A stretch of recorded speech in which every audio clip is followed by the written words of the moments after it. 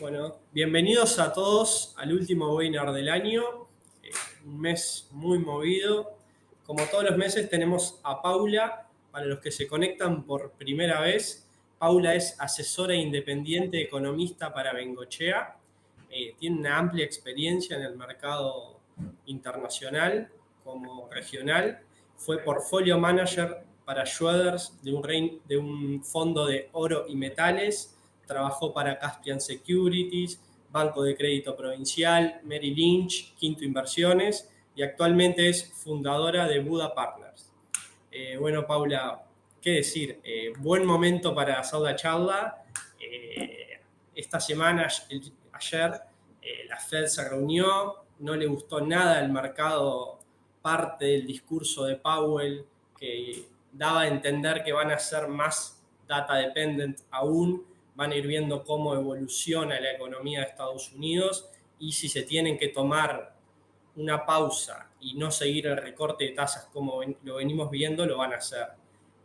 Por otro lado, en Brasil también, capaz que hablamos de eso, cayó fuerte el mercado, no le gustó nada los ajustes que está haciendo fiscalmente Lula, el dólar fortaleciéndose, el rendimiento de los bonos a 10 años de Estados Unidos, arriba del 4,5%.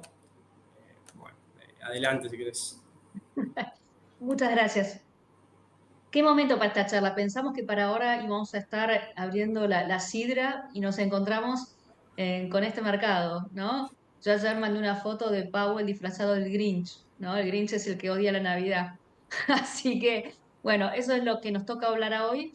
Voy a un poquito empezar hablando de cómo estamos cerrando año contra el mercado. Después quiero hablar un poco de la macro para situarnos qué es lo que vio la Fed cuando dijo lo que dijo ayer, el impacto que tuvo el mercado, cómo sigue la historia que estamos viendo para el 2025. Y para que se vean al final, les voy a tirar tres perlitas de cosas muy odiadas que pueden ser una oportunidad en el 2025 y como siempre para cerrar de forma concreta las ideas con las carteras de inversión. Bueno, sin ir más lejos, la verdad que esto es actualizado los precios de hoy, o sea que tienen la caída de ayer y no la suba de hoy, aunque la recuperación no fue muy débil. Pero bueno, uno cuando mira lo que fue el 2024, cerramos otro muy buen año en donde casi todos los activos terminan en positivo. Es llamativo algo, ¿no? Que son 2 años consecutivos donde el S&P lidera la tabla con rendimientos de más de 20%. La historia nos cuenta que cuando el S&P tiene 2 años donde tiene una suba conjunta cercana al 50, como es el caso, en general al año siguiente sube entre 0 y 10. Es difícil que repita esto, pero bueno, podría ser. El otro aspecto interesante, si ustedes ven los 3 años anteriores, China estaba al final de la tabla y este año cierra bastante bien, un poco por esos estímulos. Fue probablemente, yo cuando digo una inversión odiada que puede ser una buena oportunidad, es lo que se llama un contrarian view, que uno va en contra del consenso. Y en ese sentido, China de algún modo este año fue ese contrarian view que dio a favor. El Russell 2000, aparte de la volatilidad que tuvo y llegó a tener una suba del 20%, estas son las empresas medianas y pequeñas, termina un 10%. La suba principalmente la tuvo una vez que gana Trump, que después vamos a ver que es uno de los principales beneficiarios de las políticas de Trump. Y la renta fija, que hemos tenido una volatilidad en la tasa de 10 años de Estados Unidos infernal.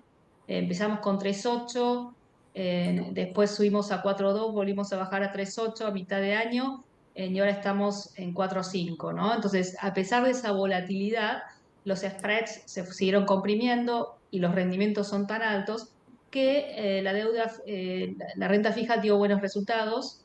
Después les voy a mostrar en las carteras modelos los fondos que venimos recomendando. Terminamos con una renta fija que dio arriba de un 6%, 7% en algunos casos. Y así uno cierra un año donde puede poner la cara frente a un cliente y decir que estuvo mejor que estando en un treasury corto o en un money market, que es lo mínimo que uno le puede pedir a la renta fija. Pero bueno, dentro de la renta fija fue muy variado el concepto. los rendimientos. Los de alto rendimiento, el high yield, anduvieron muy bien, con una suba de casi el 10%. Mercados emergentes también, con subas del 6-7%. Los commodities más o menos, con una suba del 6%, donde los metales preciosos lideraron. Eh, Europa y Japón, que estuvieron mejor en la tabla y realmente se cayeron, después vamos a hablar un poquito más, pero han sido decepciones. Y lo que está levemente en Colorado es lo que nosotros pensábamos que iba a andar bien este año, que era grado de inversión. No anduvo bien porque tiene una duration más o menos larga, el índice tiene una duration de como 6. Entonces nosotros no lo sufrimos eso en las carteras porque tenemos una duration más corta. Y bueno, y todo lo que es Treasuries tampoco anduvo bien. Pero dentro de todo es un año donde si uno usa como benchmark el S&P y un bono del tesoro que rendía entre 4,5 y 5 dependiendo de la época del año, el mercado nos dio oportunidades como para cerrar un año con retornos en las carteras relativamente positivas y por encima, cercanas o por encima de un 10%. Pero bueno, ¿qué es lo que vio la Fed?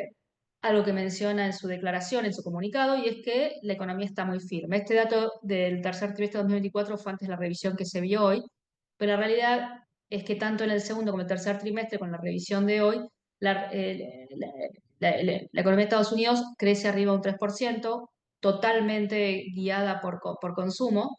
Y también la Reserva Federal de Atlanta estima, con los datos de alta frecuencia que fueron saliendo, que en el cuarto trimestre también vamos a tener un crecimiento analizado arriba de un 3, en un 3,2.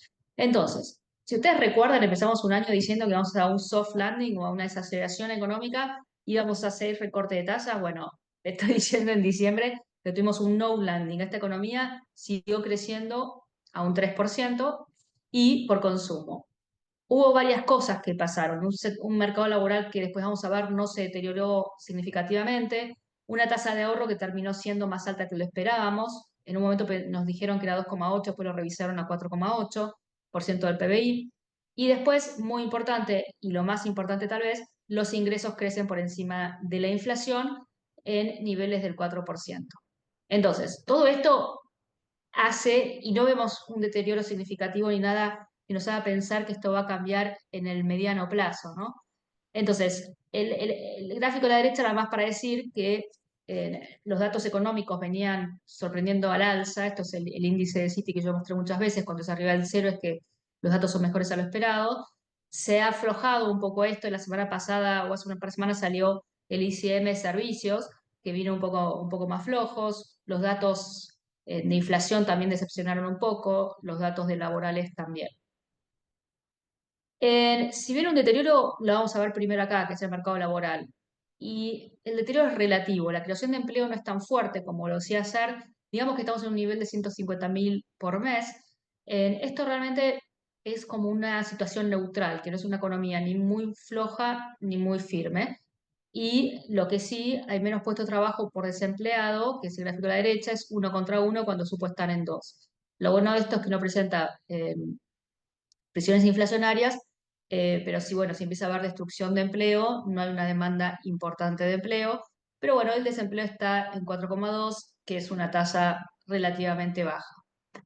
¿Qué es lo que ayer usó mucho la Fed? Bueno, el tema de la inflación muy persistente. Mañana sale el PCE, que ahí lo vemos, que el core hasta octubre venía un nivel de 2,7, 2,8, y esto es lo que se ha marcado muchas veces, que se ha estancado la baja en la caída de la inflación. Por eso es que mucha gente, muchos miembros de la Reserva Federal, entre esto y que Trump empieza el 20 de enero y es una incógnita, hizo que muchos miembros de la Fed, uno en particular, no quisiera subir tasas y otros también lo discutieran, con lo cual no fue una decisión ni unánime ni fácil. El dato más reciente que ya salió de noviembre es la inflación medida por el IPC. Y este nuevamente, el core, o sea, el subyacente, sacando energía y alimentos, estuvo arriba de 3. Entonces, tenemos una economía creciendo en un 3, pero una inflación que le cuesta mucho bajar del nivel de nivel de 3. Es clave, y más después de lo que pasó ayer con la Reserva Federal, el dato de PCE que sale mañana, por la mañana. ¿Cuáles son los riesgos para el 2025? Acá me decía la gente de Bengochea que yo tendría que haber ya dicho que el nombre de la presentación, en vez de ser perspectiva y oportunidades para el 2025, son amenazas y oportunidades. Y es verdad, hay amenazas para el 2025. Es un año que probablemente tengamos más volatilidad que este año. Y uno de los temas es Trump, ¿no? Entonces, hay que ver cuánto ahí pasa del candidato al presidente. Nosotros en Argentina teníamos un candidato que decía que iba a dolarizar la economía, y bueno, al final no lo hizo. Entonces, cuando se acercan al poder, después como que las medidas un poco van cambiando. Pero lo importante es entender, hay variantes acá, ¿no? El tema de la deportación de inmigrantes. No va a deportar a los 8 millones de inmigrantes ilegales porque es logísticamente imposible, pero sí, sí se espera que pueda deportar a 800.000 y que se corte un poco la entrada por la frontera, que vino siendo lo que más hizo crecer la oferta laboral y mantuvo al mercado laboral sin que se recaliente otros años, con lo cual es un impacto importante, y el tema de las tarifas también, y sobre todo si del otro lado le ponen represalias. Mucha gente dice que las tarifas, las amenazas de tarifa, Trump las usa como que es un bluff y que lo utiliza para negociar. El otro día dijo que iba a poner 25 puntos de tarifas a Canadá y a México. Después habló con ambos gobiernos y les pidió, miren, controlen mejor la frontera de inmigrantes y y por droga, ¿no? La fentomina, no me salió bueno, eh, eh, ese problema grande que tiene Estados Unidos con drogas. Entonces, a China probablemente le ponga los 10 de tarifas. También es importante si hay una represalia de parte de los otros países que también le van a poner tarifas a los productos de Estados Unidos. Pero juntando estas posibles políticas, estamos hablando que Trump en un momento es positivo para el PBI de Estados Unidos, pero después puede dar una contracción entre 0,7 y 1,5, estiman los economistas. Este es un think tank, pero hay muchos que hacen estos cálculos, si se hace todo lo que dice que va a hacer. Y por otro lado, en el lado de la inflación, también la inflación puede crecer entre 0,5 y 1 punto por las medidas que vaya tomando. Cuando un poco se asustó que la tasa de 10 años saltó a 4,5, ahí lo nombra Bessent, que de los posibles candidatos como ministros del Tesoro, como secretario del Tesoro, era el más razonable. Tiene la regla de tres, que es que Estados Unidos crezca un 3%, eh, sobre todo por menos impuestos y por desregulación, eh, que El baje el déficit déficit, fiscal, 3, ¿no? el déficit fiscal de 6,5 a 3, que acá hay gente que está escéptica de que lo pueda hacer, porque muchos de estos gastos son lo que se llama con entitlement, ¿no? Seguridad social y cosas que tienen nombre y apellido, como que va a costar mucho, que piensan que es un número demasiado, demasiado positivo. Y el tercer número 3 es por crecimiento de los barriles de petróleo de Estados Unidos en 3 millones. Entonces, si hace algo de esto, realmente puede ser que se aminoren un poco los impactos. En lo personal, es un nivel de incertidumbre esto de Trump, pero en lo personal pienso que que Trump está recibiendo una economía que está bien, con una inflación que no se ha desanclado.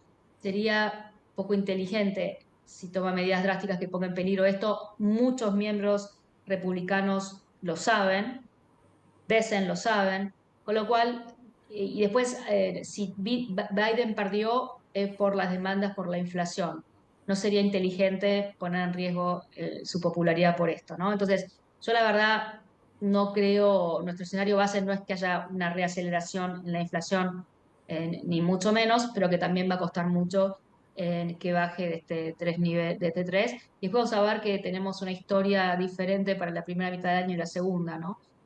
Entonces, con todo esto, ¿qué hizo la Reserva Federal ayer? Bueno, bajó 25 como se esperaba, fue un poco reñida la decisión, pero como ya la venía telegrafiando bastante, realmente se jugó y la hizo. Pero cuando uno ve las proyecciones, lo que más impactó fueron las proyecciones económicas que cambiaron bastante. Y es interesante porque lo más importante es lo que vemos en el dot plot, que es como que la tasa termina 50 puntos básicos por arriba de lo que se esperaba a septiembre, inclusive por arriba de lo que esperaba el mercado. El mercado, en septiembre se esperaban 4 recortes, hasta antes de la reunión de la FED se esperaban 3, no sé, 75 puntos básicos, terminaron siendo 2 recortes para 2025, o sea, de 50 puntos básicos, y el mercado lo que está diciendo ahora es que va a ser uno y va a ser más, porque quedó en el medio la mediana, bueno, quedó como en 39, pero no importa, como que una baja de tasas. Entonces, ¿por qué?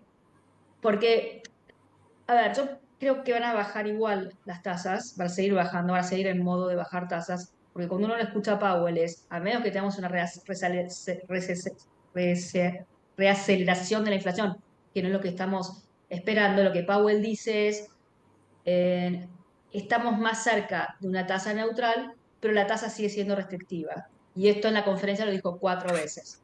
También dijo que está contento como viene bajando la inflación, pero reconoce que de los últimos meses está estancada. También dice que el mercado laboral se ha deteriorado, pero sigue ok, ¿no? Entonces él hace toda esa lectura y le da como para seguir bajando tasas si estos datos no cambian. Ahora, obviamente, si se recalienta la inflación, eso cambiaría. Lo interesante es cuando uno va a esa tabla, cuando uno ve cómo cambiaron sus expectativas de crecimiento del Producto Bruto, para el año que viene lo subieron nada más de 2 a 2,1.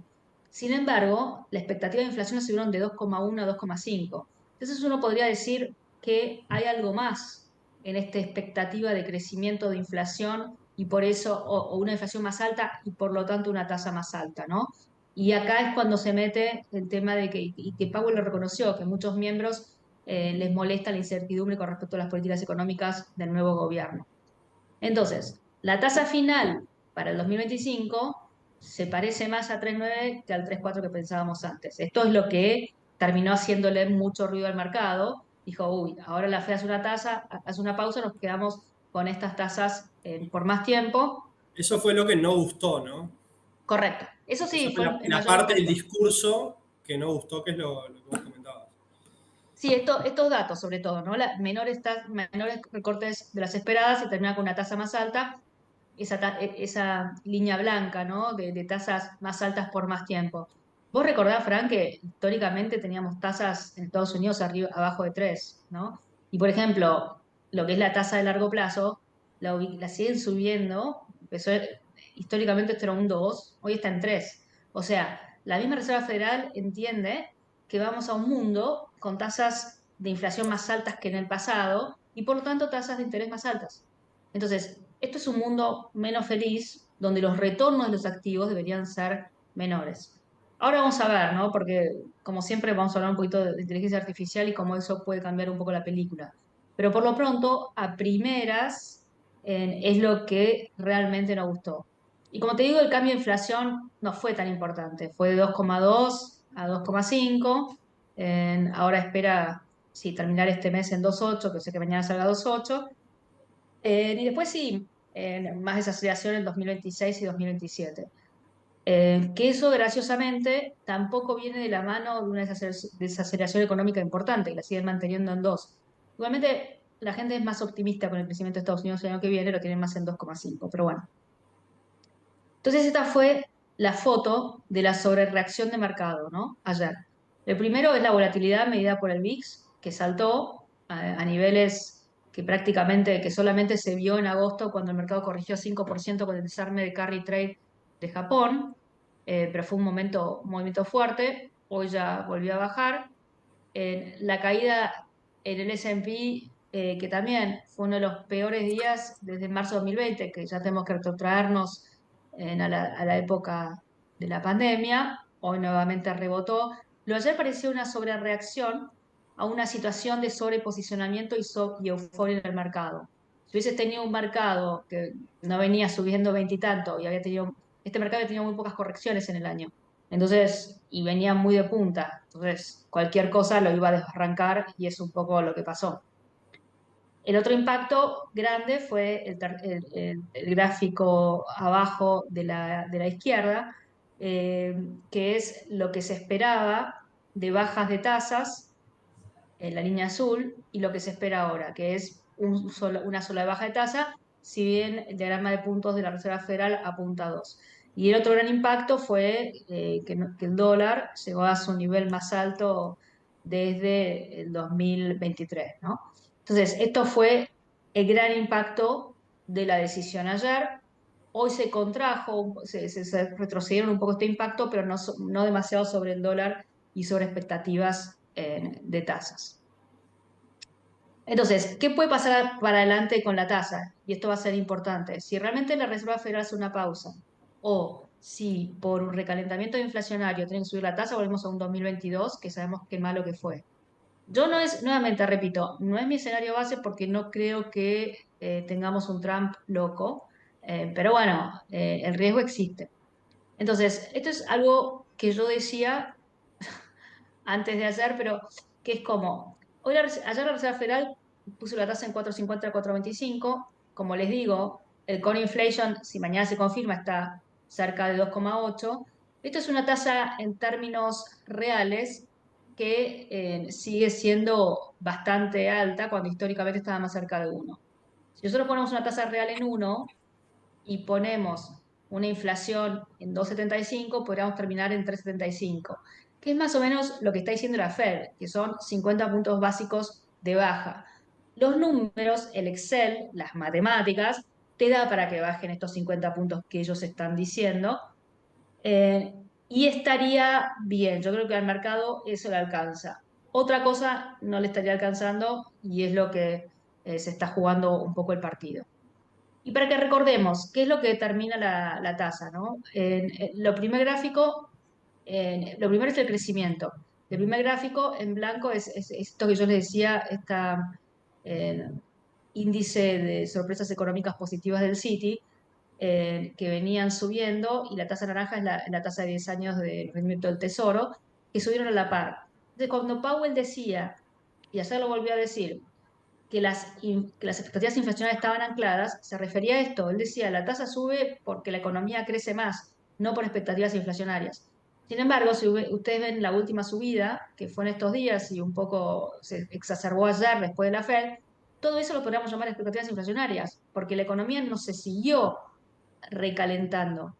Y yo sigo las expectativas inflacionarias, ustedes saben, por medio de swaps y de tips, han subido cuando la economía estuvo mejor de lo esperado, unos 30, 40, 50 puntos básicos, pero se quedó ahí, pero ya va a monitorear. El otro tema que va a ser importante para lo que diga yo después es la oferta y demanda de treasuries. El gobierno norteamericano tiene que imprimir, tiene que refinanciar 7 trillones de bono del Tesoro en el 2025, es un montón, es mucho para lo que es la historia.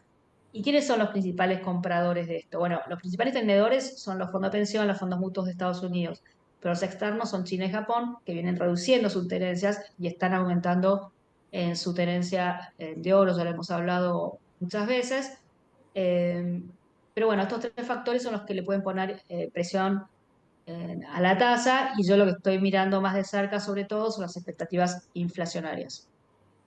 Paula, y te consulto ahí, ¿no puede ser que Estados Unidos se vea obligado a reducir la tasa de política monetaria por la refinanciación que tienen que hacer de la deuda? Sí, pero bueno, ahí tenemos otro juego, ¿no? Se supone que la Reserva Federal es independiente. Entonces, la Reserva Federal tiene este mandato de inflación y pleno empleo y tienen que mantenerse eso sin importarles la política. Vos me podés decir, ay, Paula, pero a ver, Powell sigue hasta el 2026. Después sabemos que Trump lo va a cambiar. Hasta el 2026 sigue y te dijo que va a seguir. Entonces, si se mantiene independiente, no debería importar lo que son los gastos de intereses del Tesoro. Si Trump en el 2026 nombra a otra persona y que sea más dovish, bueno, ahí puede cambiar un poco la película. Pero digamos, en el interín, no sé si estuviste viendo estos días en Bloomberg, Trump, Elon Musk, ya se están matando por el tema del debt ceiling. Recordemos que Estados Unidos tiene una ley por la cual después de cierto nivel no pueden subir su deuda, están sobrepasando ese nivel, entonces todos los años tienen que volver a negociarlo. Bueno, eso ya se está cumpliendo ahora, por eso Trump se enojó con los demócratas y diga, antes de irse levanten el techo de deuda.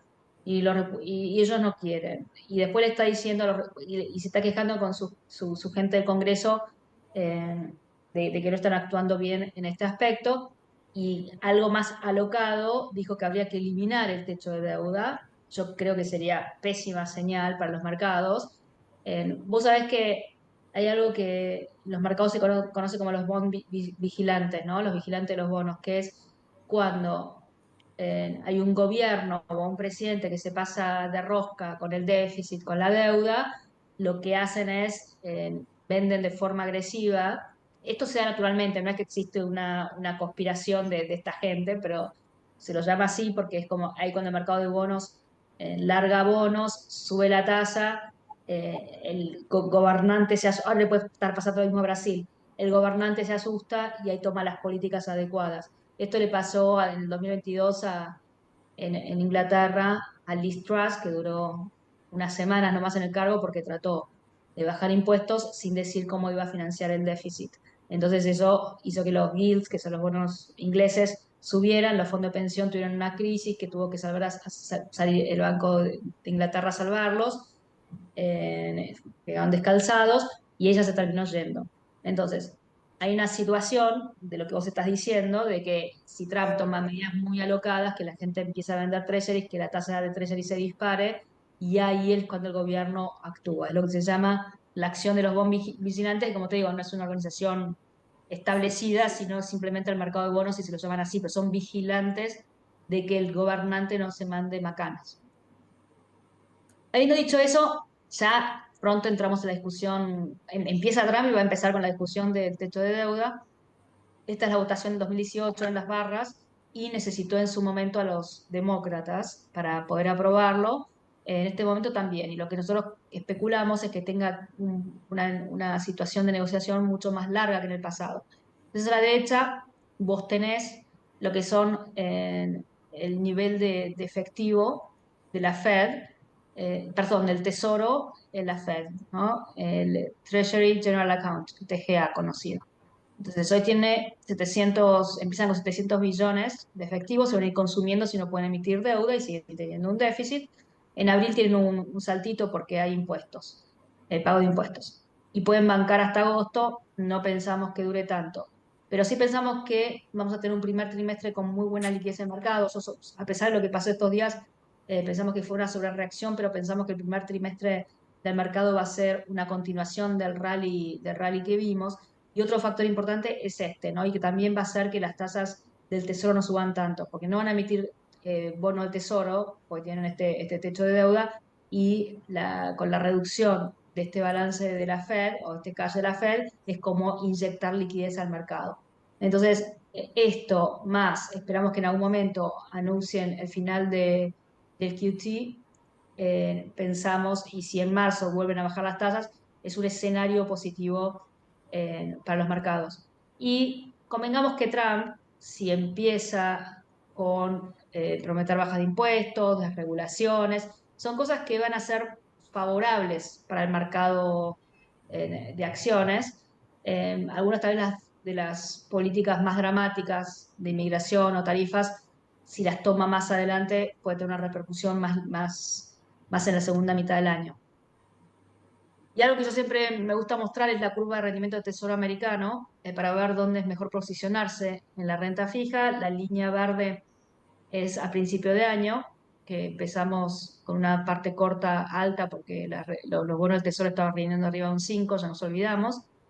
La línea verde donde estamos ahora y la otra marrón es una semana atrás, o sea, antes de la reunión de la Reserva Federal. Y lo que pasó, bueno, primero, como digo, la Reserva Federal este año bajó las tasas 100 puntos, la parte corta refleja eso, y la parte corta bajó de 5,4 a 4,4. Y después la verdad que está muy plana, porque hoy la de 10 estaba en 4,5. Entonces es una curva bastante plana. Nosotros pensamos que se va a seguir empinando con la parte corta cediendo. Y por eso, y la parte larga va a estar entre 4 y 4,5, va a depender un poco de toda esta parte política, de políticas económicas. Con lo cual, por eso es que nosotros seguimos pensando que la parte más adecuada para posicionarse es en una duration de 3 y 4. Eso no ha cambiado. Y bien, sí, en los últimos días, con lo de la Reserva Federal, las tasas subieron alrededor de 20-25 puntos. ¿Y qué Pero, vehículos hay para posicionarse en bonos? O sea, porque volatilidad se va a seguir esperando en la renta fija. ¿Y fondos flexibles? no sé. Sí, vos sabés que vamos a ir a las carteras al final, pero vos sabés bien que en las carteras tenemos una ponderación alta en fondos globales flexibles. Muchos de esos tienen una participación en hipotecas securitizadas que tienen un spread atractivo y después tienen cierta exposición selectiva en mercados emergentes. A nosotros nos gusta más mercados emergentes que rendimientos de deuda, que de alto rendimiento, high yield, porque los spreads son tan acotados que están descontando una tasa de default demasiado baja que no te cubre en caso de sorpresas.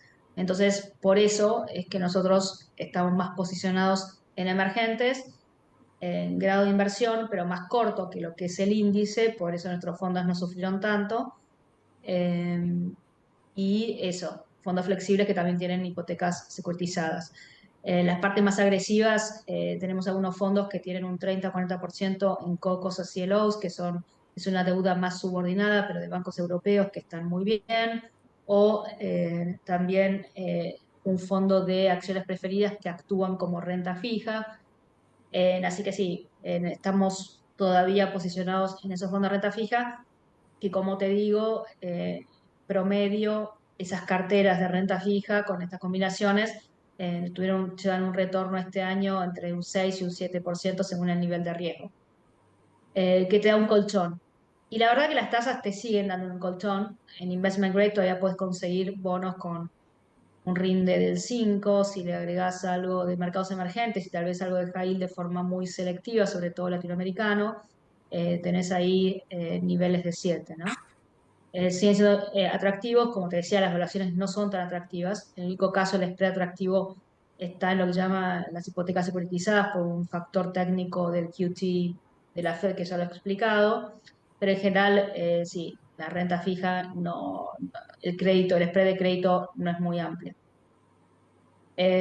Ahora yendo un poco a las acciones, la historia te cuenta que uno tiene el Santa Rally la mayor parte de las veces, que es la línea azul que se ve.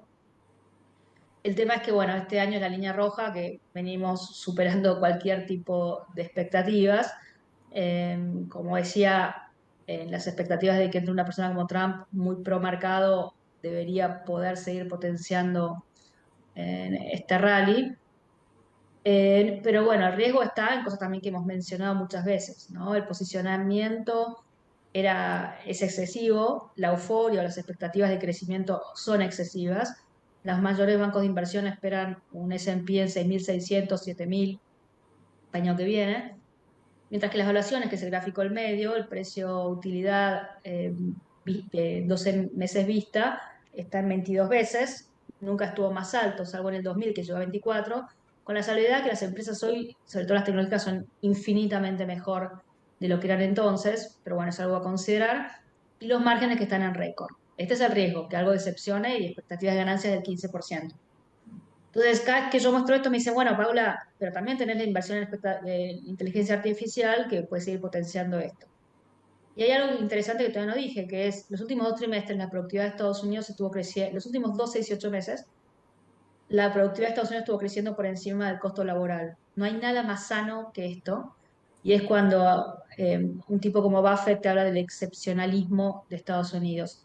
Y algo de eso hay. Y entonces, las ventajas de inteligencia artificial, la productividad que puede traerte inteligencia artificial, te puede seguir sustentando estos márgenes, ese crecimiento de ganancias, esas valuaciones. Puede ser, pero no lo sé. Y te digo cuál es mi principal dilema. Vos ahora tenés que los principales actores que están invirtiendo en esta tecnología son las empresas justamente tecnológicas. Y estás teniendo un derrame a otros sectores, en salud, en servicios, pero es paulatino. El tema es, vos invertís la plata hoy, ¿cuándo vas a tener los beneficios de eso? ¿Lo vas a tener en un año, en 2 años, en 3 años? Ya las expectativas para el que viene son bastante demandantes. Si los beneficios son más adelante, puede haber una excepción. Ese es el riesgo que vos tenés en este mercado y no tenés un buffer o un colchón un margen de seguridad en esto, porque ya está todo muy alto, entonces está como lo que se llama evaluada a la perfección y ese es el riesgo, ¿no? Este mercado sigue teniendo ese riesgo Y es un riesgo que si yo le sumo las políticas económicas de Trump, es un riesgo que lo juego de forma cautelosa y moderada. Si vos sabés que una cartera conservadora debería tener 20% en acciones, una cartera moderada 30 y una agresiva 40-50, yo hoy en día tengo un posicionamiento 5 puntos por debajo de eso. Estoy más en fondos globales, en equal weight, en small caps, en cosas que no va directo a esa concentración del S&P. Y como dije, ya venís 2 años en que vienen de suba de 50%. Y cuando uno ve las evaluaciones, como te decía, la línea roja son los promedios de los últimos 10 años, y la barra azul donde está hoy. El Nasdaq supera, el S&P supera, y algo como el equal weight, que son las 500 acciones ponderadas de forma igual, o las empresas medianas y pequeñas, se ven más atractivas, ni hablar en todo lo que es internacional. Y se da eso con un juego que también yo ya les he marcado. Este año, las empresas Magníficas 7, sus ganancias crecían 35-50%. Claramente tenían que ser preponderantes como lo terminaron siendo. Pero más adelante, ese crecimiento se va apaciguando, porque es difícil cuando creces en tamaño seguir creciendo un 50%. Se va acercando un 20%, y mientras que el resto del mercado sigue mejorando sus ganancias. Esto es una buena ventana para que las 493 acciones le vaya muy bien el año que viene. Y se da algo similar en las empresas de mid small caps. Primero, el primer gráfico lo que muestra es que en general es uno de los sectores principales más beneficiados en un cambio electoral. Y en este caso, con las medidas de Trump, más aún. Y de hecho, después de las elecciones, la verdad que los sectores que más se beneficiaron fue mid small caps y financieras. Las tecnológicas también, pero también estos se beneficiaron. Hay un tema interesante, que no sé si todo el mundo lo sabe. Si Trump es más proteccionista y hay represalias, el 40% de las ventas del S&P 500 vienen del exterior. Entonces también se van a ver perjudicadas si el resto del mundo le cierra un poco las puertas a los productos de Estados Unidos. Mientras que las empresas medianas y pequeñas venden mayormente internamente, si bien yo tengo que reconocer que muchas están en las cadenas de suministro de estas grandes, ¿no? O sea, hay que ser selectivo. Se benefician mucho de la regulación y de las bajas de tasas porque tienen un apalancamiento operativo mayor, y bueno, y financiero también. Se espera más M&As, se beneficia mucho, como dije, de la baja de impuestos, y sobre todo tiene evaluaciones atractivas, como ya les mostré, y tiene una expectativa de crecimiento de ganancias que yo las he visto, según uno que tan abajo se vaya en empresas chicas, entre 25 y 40%, contra un 15% el S&P. Todo esto hace que nuestro último mensual, vos Facu lo sabes bien, nuestro último mensual, y en las carteras modelos hemos incorporado este activo de forma directa en las carteras, siempre con la salvedad, que yo también lo he hecho muchas veces, que el ETF, sobre todo el Russell 2000, no es un buen índice. El S&P 600 es mejor y tiene un ETF, pero también hay unos fondos de manejo activo que le ganan ampliamente a los ETFs. Eh, También, no los quiero aburrir, y algo que ya les he marcado muchas veces, que es que nos gusta el oro. Hay un tema de demanda, que es el primer gráfico, que es la compra de bancos centrales, lo sabemos, pero también siempre nos gusta decir que para las carteras un poco más agresivas, una forma de jugarle un beta al oro son las mineras de oro y la plata. La minera del oro, el gráfico de arriba, lo que muestra es que mientras que uno tiene hoy en día un oro a 2.600 la onza, los all-in cost, o sea, los costos totales de las empresas más grandes de oro, como Agnico Eagle, Barrick, Newmont, tienen costos totales de 1.600, 1.500, con lo cual tienen márgenes muy buenos y buena generación de caja. Y la plata también, ¿no? Es un beta al oro que también nos gusta. Ya más o menos para ir cerrando con las perlitas, eh, ahora las criptos volaron, el Bitcoin en particular. El último rally lo tuvo eh, porque lo nombran a Paul Atkins a la frente de la SEC, y como sabemos él es pro cripto comparada con la otra persona. Y el último impulso también es porque se especula si Trump va a crear una reserva, quiere crear una reserva de Bitcoin. Ayer, como nota de color, le preguntaron a Powell y él dijo que es un problema del Congreso, ¿no? Eso tiene que pasar primero por el Congreso. Y ahora yo les quería contar esas historias odiadas que pueden ser una oportunidad para el 2025 y cómo la estoy yendo, ¿no? Cómo la estoy viendo. Bueno, nunca recibí tantas preguntas sobre Brasil y la crisis que está teniendo, ¿no? Tanto la bolsa como la moneda brasilera son de los peores entre sus pares este año. Y hay una discusión si estamos entrando en una dominancia fiscal, obviamente negativa, que eso para los argentinos nos resuena mucho. Y en el primer gráfico lo que se ve es ese crecimiento de deuda que ha tenido Brasil. Hoy tiene una deuda, a ver acá el último número, deuda sobre PIB 85%, ¿no? Quiero aclarar que esto no es un problema para la deuda, para los bonos soberanos, porque de ese 85%, solamente el 2 puntos es en dólares, todo el resto es en reales, ¿sí? Entonces, la deuda que ellos tienen en dólares no es mucho. El problema en que sea con reales, que vamos a ver, la Selic, que es la tasa local, voló, y eso hace que tengan un cuasi fiscal muy alto hoy en día. En el gráfico de abajo, los intereses sobre el PBI ya son 8 puntos, es una bestialidad. Pero el mayor problema es el tema del déficit. Si bien tiene un superávit fiscal chico, tiene un déficit fiscal total muy grande, cuando incluye intereses, de más de 6 puntos. Cuando uno pone la tabla con comparables, lo que es el déficit y lo que es el nivel de deudas, se ve mal. No se ve dramático en el sentido de que hay muchos países que no hay nada muy dramático en esto. Y en un momento, Haddad, el ministro de Economía, y Lula, en noviembre había habilitado para tomar medidas para controlar esto. Salieron con un paquete de medidas muy lavado, que no convenció al mercado y que leía que nada más mejoraba la situación en 0,5%, 5 puntos. Entonces, esto decepcionó y hizo que el real se fuera arriba de 6 y nada, y lo de ayer, que lo terminó el golpe de gracia. Entonces, ¿cómo sigue esto? Es un problema fiscal, pero también es un problema político. Lula está hasta el 2026, fines de 2026. Por la edad, no debería poder postularse. Y en el primer gráfico lo que se ve es lo que fueron las elecciones municipales que fueron hace poco, donde el PT, que es la barra azul, o la izquierda pierde, gana el bolsonarismo, que es lo rojo, gana comparado a la elección presidencial, y también bueno, el centrado, que es lo que es, siempre las coaliciones se forman con el centrado, se mantuvo.